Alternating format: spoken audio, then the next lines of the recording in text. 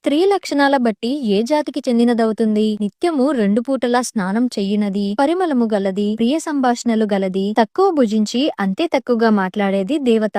భర్తకు తెలియకుండా పాపములు చేసేది, చేసినవి తనపై పడకుండా జాగ్రత్త పడేది, అర్థం కాని విధంగా ప్రవర్తించేది మర్జాలం. అతిగా నవ్వుతూ ఆటపాటల మాటలతో వ్యవహరిస్తూ ఊహించని విధంగా కోపం తెచ్చుకొని మరుక్షణంలోనే ప్రసన్నురాలయ్యేది రాసబి అంటే గాడిద.